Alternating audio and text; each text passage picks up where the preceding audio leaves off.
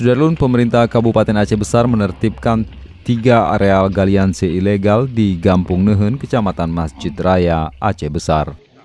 Penertiban dipimpin Wakil Bupati Aceh Besar, Tengku H. Husaini Awahab, didampingi Kapolres Aceh Besar, AKBP Dr. Andes Heru Suprihasto SH, Dandim 0101 BS, Letkol Infanteri Iwan Rosandrianto SIP, dan sejumlah personel keamanan.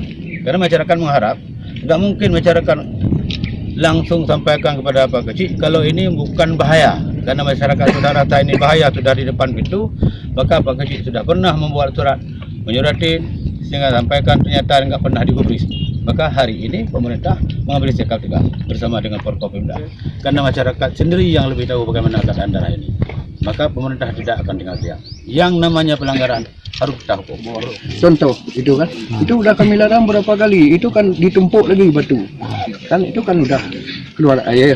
Nah, begini ya, ini imbas daripada galiansi ilegal ini, kan? Setiap hujannya bukan air kami yang menerima, Pak. Warga saya bukan air, tapi lumpur. Makanya ini harus segera dihentikan.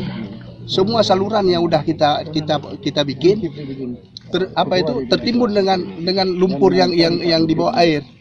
Jadi semua itu nggak bisa lagi kita pakai. Makanya kan hal ini yang dilakukan oleh mereka ini yang tidak bertanggung jawab membawa akibat kepada seluruh masyarakat.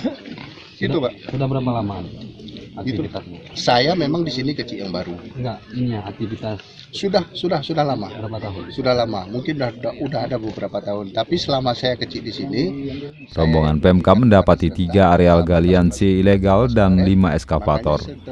2 areal terletak di perbukitan Glepayung, sedangkan 1 lagi di Alu Senerah yang berada di kawasan lebih rendah.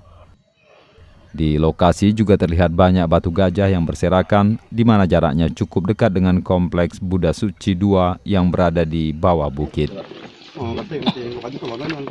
Wakil Bupati Husaini memerintahkan polisi untuk menyita alat berat dan menutup areal tersebut. Ini Pak Kapolres. Dari Janto Aceh Besar, Edi Fitriadi, Serambion TV. tanahnya sampai